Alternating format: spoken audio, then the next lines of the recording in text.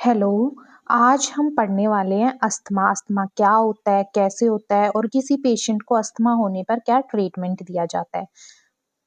तो फर्स्ट देखते हैं इसका introduction. Asthma is one of most common chronic respiratory disease affecting people of all the ages. It is characterized by recurrent episode of breathlessness, wheezing, chest tightness, and cough, which occur due to airway inflammation and narrowing. It means asthma एक long term lungs की disease है जो हर as के group के लोगों को affect करती है। इस कंडीशन में लंग्स की एयरवे सूज जाती है और नैरो हो जाती है, जिससे हवा का फ्लो कम हो जाता है। इस वजह से पेशेंट को सांस लेने में प्रॉब्लम होती है, सीटी जैसी आवाज आती है, चेस्ट भारी लगता है मतलब टाइटनेस लगती है और बार बार खांसी आती है। ये सिम्टम्स अक्सर डस्ट से, स्मोक से या ठंडी हवा से या रेस्पिरेटरी इन्फेक्शन के बाद रिपीट होते रहते हैं। अब नेक्स्ट हम देखते हैं इसकी definition. Asthma is a chronic inflammatory disorder of airways in which many cells and cellular elements play a role. It is characterized by reversible airway obstruction, bronchial hyperresponsiveness, increased mucus secretion. These changes result in difficulty in breathing, especially during aspiration. It means asthma एक chronic disease है जिसमें lungs की airway के अंदर सूजन हो जाती है। इस प्रोसेस में बॉडी के डिफरेंट सेल्स मिलकर रिएक्ट करते हैं, जिससे एयरवे ज़्यादा सेंसिटिव हो जाता है। अस्थमा में एयरवे टेम्परेरी तौर पर नैरो हो जाती है, लेकिन वो जब पेशेंट ट्रीटमेंट लेगा तो वो वापस नॉर्मल हो जाएगी। एयरवे जल्दी जल्दी रिएक्ट करती है और ज़्यादा म्यूकस मतलब चिपचिपा बलगम बनने लगता है बॉडी के अंदर। इन सब के कारण से ये होता है कि पेशेंट को सांस लेने में प्रॉब्लम होती है, लेने में भी प्रॉब्लम होती है, पर छोड़ने में ज़्यादा प्रॉब्लम होती है, सांस छोड़ने में। अब नेक्स्ट देखते हैं एपिडर्मियोलॉजी। एपिडर्मियोलॉजी में फर्स्ट आता है common in children and young adults. It means asthma ज़्यादातर चिल्ड्रन और यंग एडल्ट्स में देखा गया है, लेकिन ये किसी भी एज में के लोगों में हो सकता है। Increasing prevalence due to pollution and lifestyle changes. Smoking और बदलते लाइफस्टाइल की वजह से अस्थमा के केसेस दिन प्रतिदिन बढ़ते जा रहे हैं। More common in individuals with a family history of allergy. It means जिन लोगों के फैमिली मेंबर्स को एलर्जी या अस्थमा होता है उनमें अस्थमा होने का रिस्क ज़्यादा होता है। Major cause of school and work absences, मतलब अस्थमा एक इम्पॉर्टेंट रीजन है जिसके कारण बच्चे स्कूल नहीं जा पाते, बड़े अपने काम पे नहीं जा सकते। इसीलिए बोल सकते हैं कि एक मेजर पब्लिक हेल्थ प्रॉब्लम है। नेक्स्ट देखते हैं ईटियोलॉजी। इसमें फर्स्ट आता है genetic factor.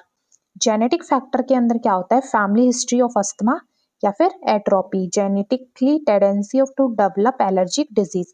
It means asthma इसके अंदर क्या होता है कि अगर फैमिली में किसी को अस्थमा या एलर्जी है तो उस पर्सन में अस्थमा होने के चांसेस ज़्यादा होते हैं।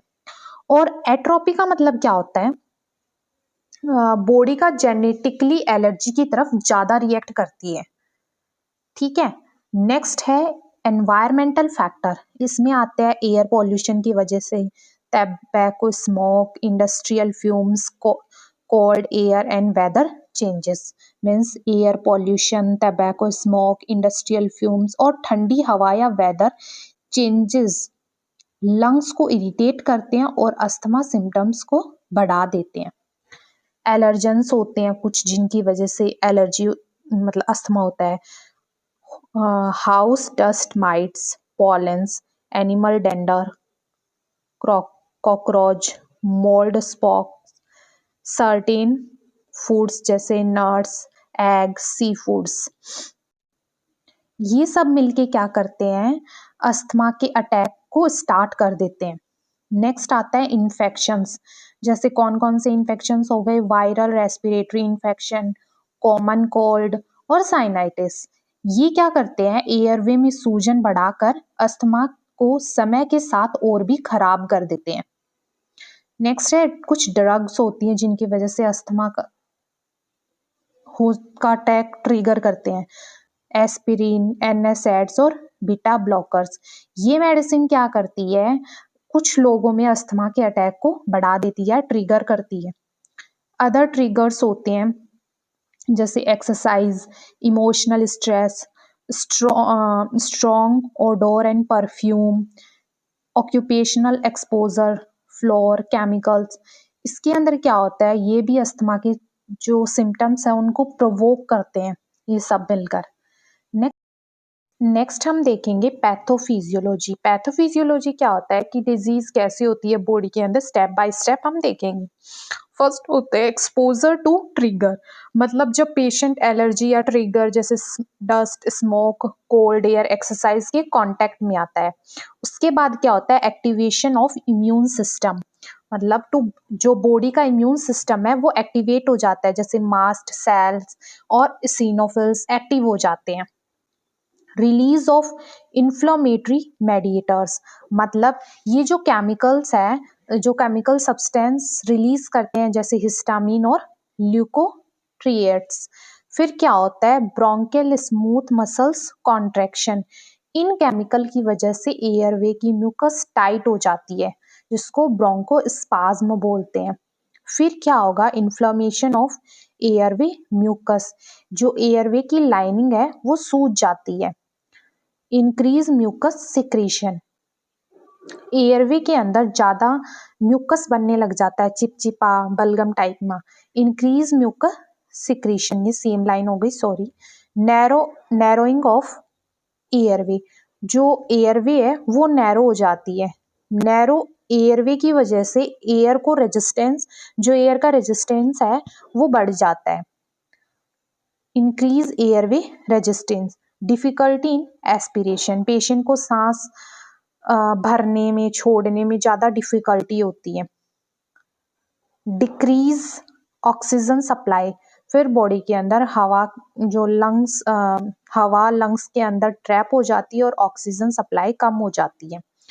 लास्ट में क्या होता है, क्लिनिकल मैनिफेस्टेशन अपीयर, ये सिम्टम्स हमें देखने को मिलते हैं। फाइनली पेशेंट में अस्थमा के सिम्टम जैसे wheezing sound, breathlessness, chest tightness और कफ अपीयर होने लग जाता है।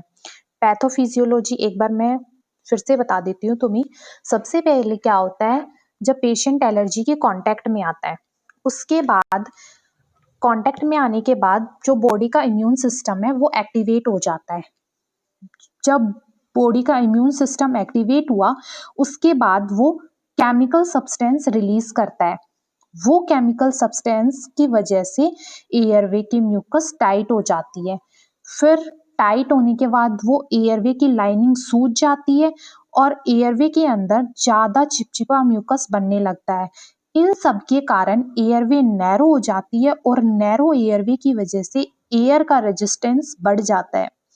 फिर पेशेंट को सांस छोड़ने में ज़्यादा डिफिकल्टी होती है और हवा लंग्स के अंदर ट्रैप हो जाती है और ऑक्सीजन की कमी हो जाती है। फाइनली फिर पेशेंट में अस्थमा के सिम्टम्स दिखाई देने लग जाती है और पेशेंट को अस्थमा हो जाता है। ये थी पैथोफिजियोलॉजी। नेक्स्ट हम देखते हैं क्लिनिकल मैनिफेस्टेशन क्या होंगे। इसमें क्या होता है कि अस्थमा के जो सिम्टम्स होते हैं वो एज के अकॉर्डिंग बदलते रहते हैं, सॉरी स्टेजेस के अकॉर्डिंग बदलते रहते हैं। पहले जैसे अर्ली, ट्रिपिकल और सीवियर, ये 3 स्टेज होती है उसकी।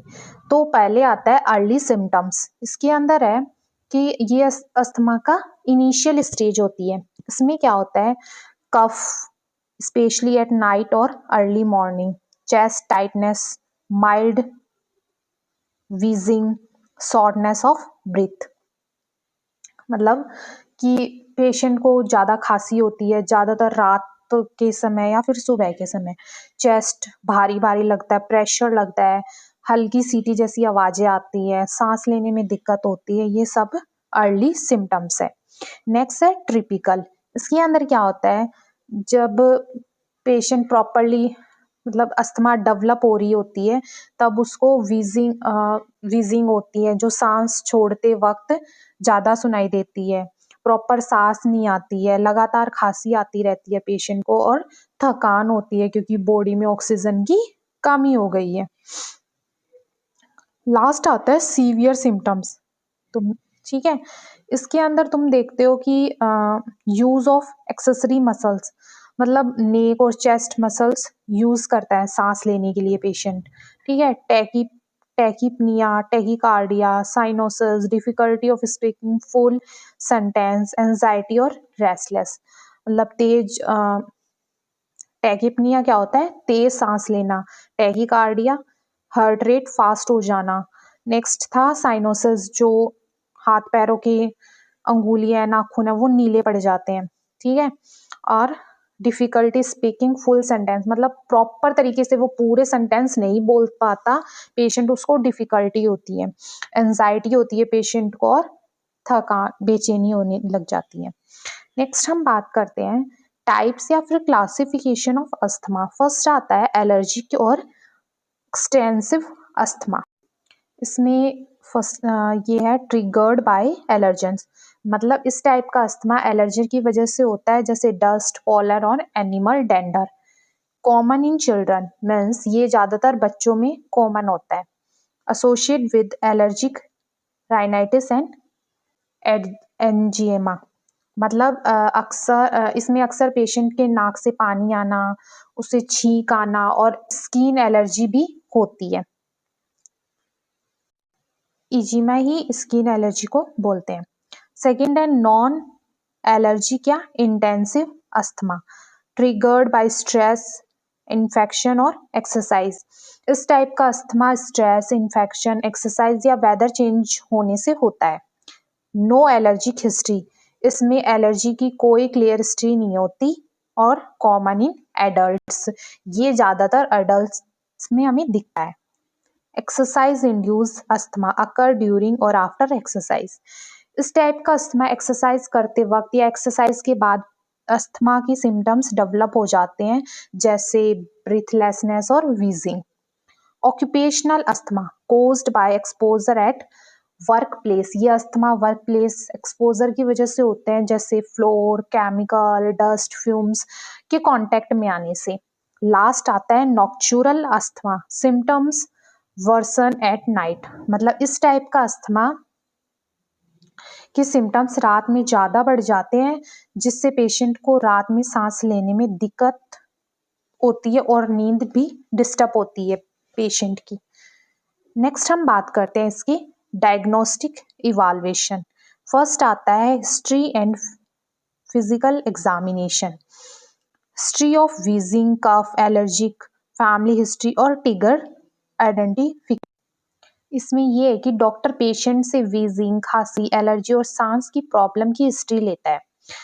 फैमिली हिस्ट्री ऑफ अस्थमा या एलर्जी भी इम्पॉर्टेंट है, साथ ही ये पूछता है कि कौन सा ट्रिगर, जैसे किसकी वजह से उसको सिम्टम्स दिख रहे हैं, वो सब डॉक्टर इसमें पेशेंट को पूछता है। नेक्स्ट आती है पल्मोनरी फंक्शन टेस्ट। इसके अंदर पेशेंट की लंग्स की वर्किंग चेक की जाती है, और मतलब जब पेशेंट को ब्रोंकोडायलेटर देने के बाद वैल्यूज इंप्रूव होती है तो पेशेंट की रिवर्सिबिलिटी शो करता है, तो वो चेक करते हैं। Peak expiratory flow rate PEAR reduced during asthma attack, useful for monitor severity. इसके अंदर क्या करते हैं, अस्थमा अटैक के टाइम PPR कम हो जाता है।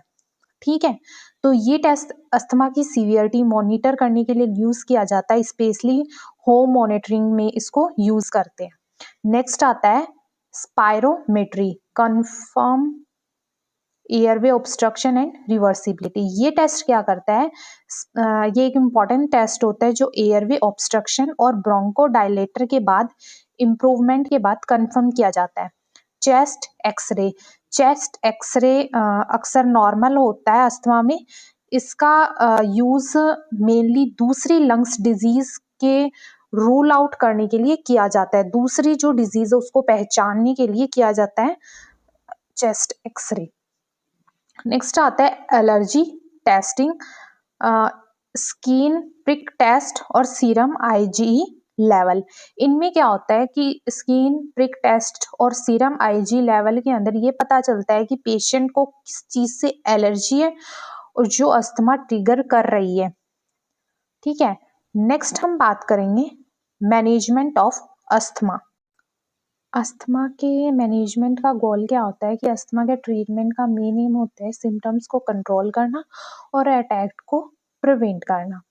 तो गोल ऑफ मैनेजमेंट में फर्स्ट आता है रिलीफ सिम्टम्स, मतलब जो सिम्टम्स है उनको रिलीव करना, जैसे सांस की प्रॉब्लम, वीजिंग, इनको सबको कम करना।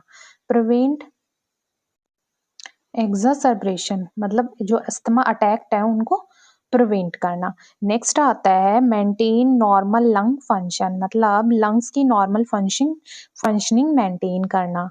लास्ट है improve quality of life, patient की क्वालिटी ऑफ लाइफ को इम्प्रूव करना। नेक्स्ट है फार्माकोलॉजिकल मैनेजमेंट, इसमें फर्स्ट आता है ब्रोंको डायलेटर। ये मेडिसिन एयरवे के मसल्स को रिलैक्स करके ब्रीथिंग इजी बनाती है। कौन सी? Bronchodilator. इसमें फर्स्ट आता है शॉर्ट एक्टिंग बीटा एगोनिस्ट। इसमें दो दिए जाते हैं, एक दिया जाता है साल्ब्यूटामोल, एक या टर्ब्यूटालाइन। ये क्या करते हैं, ये क्विक रिलीफ मेडिसिन होती है, अस्थमा अटैक के टाइम यूज की जाती है।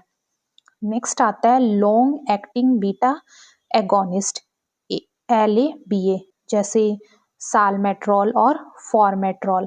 ये लॉन्ग टर्म कंट्रोल के लिए यूज की जाती है, हमेशा इनहेल्ड स्टेरॉइड के साथ दी जाती है। नेक्स्ट आता है एंटी इन्फ्लेमेटरी ड्रग, इसमें फर्स्ट आता है इनहेल्ड कॉर्टिकोस्टेरॉइड, जो फर्स्ट लाइन है। जो एंटी इन्फ्लेमेटरी ड्रग है ये सूजन को कम करने के लिए दी जाती है। ठीक है, इसके अंदर आती है बिक्लोमेथाजोम, बुडाजोम और फ्लूकिनोसोल। ये क्या करती है, ये अस्थमा कंट्रोल की सबसे इम्पॉर्टेंट मेडिसिन है। डेली यूज से अटैक कम हो जाते हैं। ठीक है, इसके अंदर सेकेंड आती है सिस्टमैटिक कॉर्टिकोस्टेरॉइड, जैसे प्रेडिनोजोल। ये सीवियर अस्थमा या एक्यूट अटैक में यूज की जाती है। लास्ट आता है अदर ड्रग, इसके अंदर ल्यूकोट्रिगर मॉडिफाई। ठीक है, इसके अंदर ये होती है, जैसे मोंटेकोलोगास्ट देते हैं वो, एंटी कोलिनर्जिक, इप्राट्रोपियम और मास्ट सेल स्टेबलाइजर। ये क्या करती है, जैसे फर्स्ट वाली थी ल्यूकोट्रिगर, ये एलर्जी और इन्फ्लेमेशन को कम करती है, और एंटी कोलिनर्जिक एयरवे को ओपन रखने का काम करती है, और mast cell stabilizer allergic reaction को प्रिवेंट करने का काम करती है। नेक्स्ट हम बात करते हैं नॉन फार्माकोलॉजिकल मैनेजमेंट। इसके अंदर फर्स्ट है अवॉइड ट्रिगर्स एंड एलर्जीज, जैसे मेडिसिन के साथ साथ लाइफस्टाइल भी जरूरी है। और स्मोकिंग सिजेशन, जैसे स्मोकिंग से बचाना और स्मोकिंग छोड़ना। नेक्स्ट है ब्रीथिंग एक्सरसाइज रोज करना चाहिए। और प्रॉपर इनहेलर टेक्निक, पेशेंट को प्रॉपर इनहेलर टेक्निक सिखाना चाहिए।